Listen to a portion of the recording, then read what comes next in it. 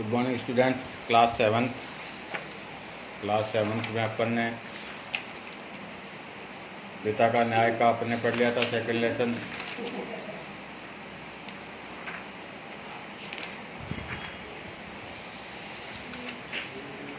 आज अपन पढ़ेंगे बकरी दो गांव खा गई। ये अपना लेसन है, लेसन 3, बकरी दो गांव खा गई। इसमें क्या बताया गया है, सारांश है इसका कि प्रस्तुत पाठ में बताया गया है कि जिस राज्य का शासक लोभी, लालची और निर्कुंश होता है, वहाँ की प्रजा कभी खुशहाल नहीं रहती। सब में असंतोष और भय व्याप्त रहता है।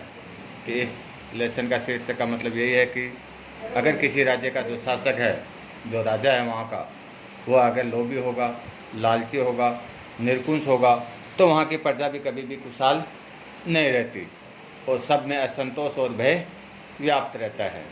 जबकि एक उदार और लोभहीन राजा के प्रति प्रजा के मन में प्यार समाया रहता है।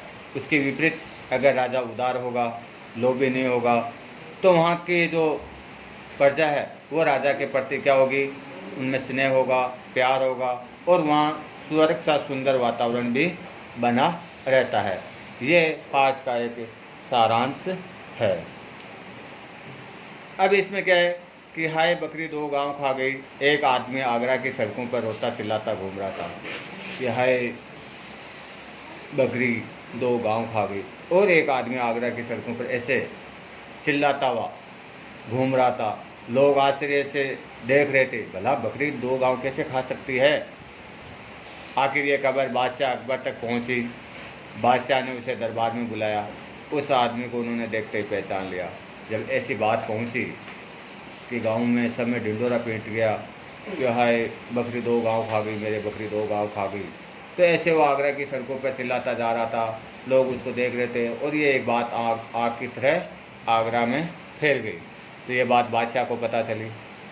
बादशाह ने कहा, ऐसा कैसा हो गया भाई, कौन है जो कह रहा है कि बकरी दो गांव खा गई, उसको मेरे पास हाजिर किया जाए, बुलाया जाए। तो तुरंत बादशाह ने हुक्म दिया कि जाओ उस आदमी को पकड़ के लाओ, मेरे पास हाजिर करो। जब मंत्री लोग उस आदमी को पकड़ कर राजा के दरबार में पेश करा तो बादशाह ने उस आदमी को देखते ही पहचान लिया। बादशाह को याद आया कि वह कुछ समय पहले आगरा के पास किसी गांव में गए थे। उसको देखते ही अकबर को पूरी बात याद आ गई कि भाई कुछ समय पहले मैं आगरा के पास कोई गांव था, वहाँ गांव में गया था और वह बहुत थक गया था मैं, और ये आदमी उन्हें वहाँ गन्ने के एक खेत में मिला था और उन्होंने उसमें कहा था, भाई थोड़ा सा गन्ने का रस पिला सकते हो क्या। हाँ हाँ आप देखिए, मैं अभी लाया। अकबर एक पेड़ की छाया में बैठ गया। वह किसान खेत में गया और एक गन्ना तोड़ा और एक बड़े लोटे में रस निकाल कर ले आया। अकबर ने गन्ने का रस पिया तो बहुत खुश हुआ। अरे वाह, ऐसा रस तो हमने पहले कभी भी नहीं पिया जी। और ये सिर्फ एक ही गन्ने का रस है। ये कौन कह रहा है, किसान कह रहा है। किसको, अकबर को, कि ये तो एक लोटे में सिर्फ एक गन्ने का ही रस लेके आया हूँ मैं तोड़कर। क्या, अकबर कह रहा है क्या, एक गन्ने में इतना सारा रस। अकबर को आश्चर्य हुआ। मैं बिल्कुल सच बोल रहा हूँ हुजूर, कमाल की बात है, ये हमारे बादशाह की नीयत का कमाल है। किसान क्या कह रहा है अभी कि ये हमारे बादशाह की नीयत का कमाल है जनाब। अगर उसकी नीयत ठीक ना हो तो गन्नों में रस ही नहीं निकले। अगर उसकी ये तो हमारे बादशाह की नीयत अच्छी है जिसके कारण एक गन्ने से इतना लोटा भर रहा है। अगर नीयत सही नहीं हो तो रस भी नहीं निकले। अच्छा कितना लगान देते हो, ये लगान तो सिर्फ 25 पैसे ही देने पड़ते हैं।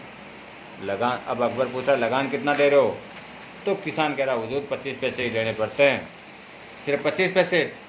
बादशाह ने हैरान होकर पूछा। फिर वे सोचने लगे, ऐसे रस वाले गन्ने के खेत पर तो काफ़ी रुपए लगाना चाहिए। ठीक है, आगरा पहुंचते ही इसका लगान बढ़ा दूंगा। उसने मन ही मन ये सोच रहा था कि यार ऐसा गन्ने का रस खेत है और इस पर ये 25 पैसे मेरे को लगान दे रहा है। कोई बात नहीं, मेरे आगरा पहुंचते ही इन गन्नों के खेतों पर मैं लगान ज़्यादा बढ़ा दूंगा। कुछ देर इधर उधर की बातें करने के बाद अकबर ने कहा, अच्छा भाई चलने से पहले ज़रा सा एक लोटा रस और पिला दो।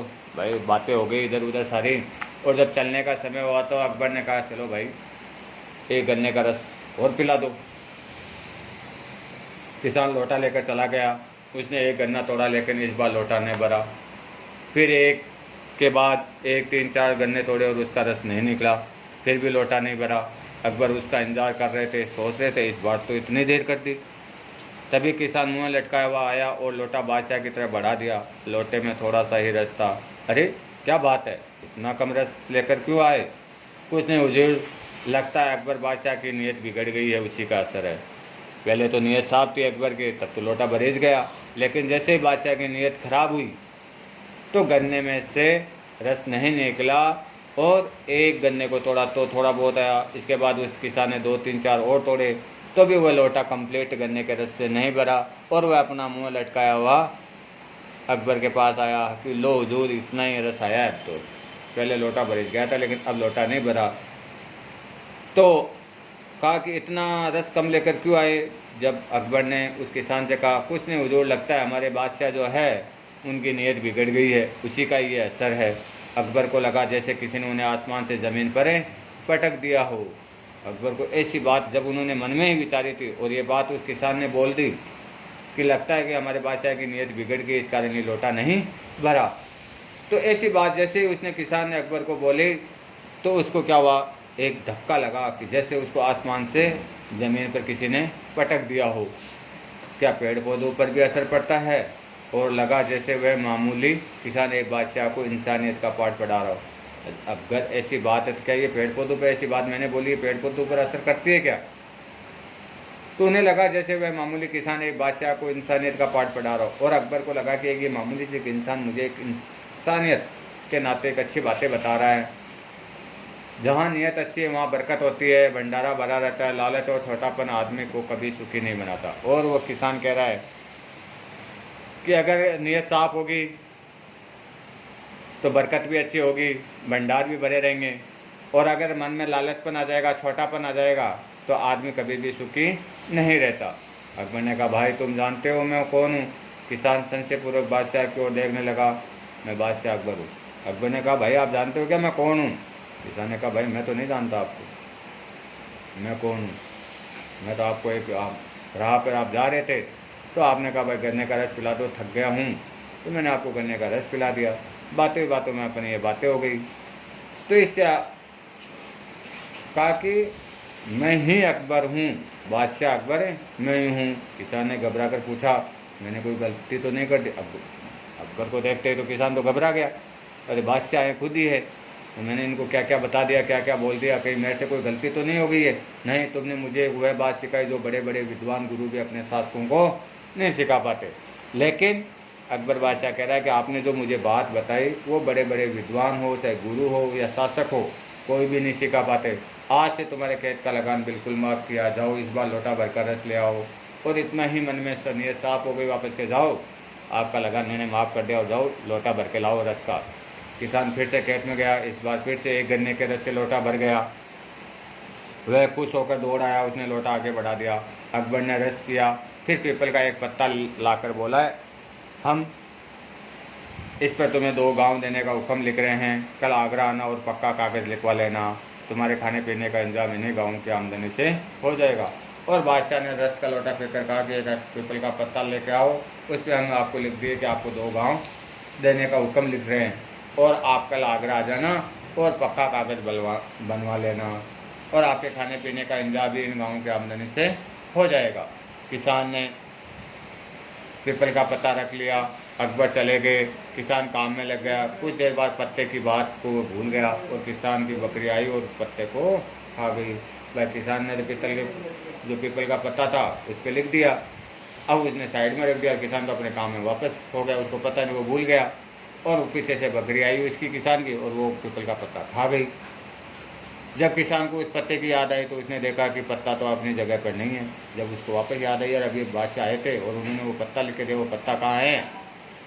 तो उसने देखा कि वो पत्ता तो अपनी जगह पर ही नहीं। वह रोने चिल्लाने लगा, अब भला उसे बादशाह कैसे पहचानेंगे? उस पत्ते को दे के बिना गाँव कैसे देंगे? वह जोर जोर से रोता चिल्लाता आगरा पहुँचा, हाय बकरी 2 गाँव। इस कारण वो रोता चिल्लाता वहाँ आगरा की सड़कों पर पहुँच गया, हाय मेरी बकरी 2 गाँव खा गई। बकरी द्वारा 2 गांव खाने का किस्सा सुनकर अकबर बादशाह किसान के भोलेपन पर बहुत हंसे। उन्होंने फिर उसे 2 गांव देने का हुक्म लिख कर दिया और जाते जाते सावधान किया कि इस बार इन गांवों को बकरी से बचाना। सारा दरबार खैफू से गूंज उठा। इस प्रकार ये अपना लेसन था कि आदमी के मन में कभी भी खोट नहीं होनी चाहिए, नीयत साफ होनी चाहिए। आया समझ में? Thank you.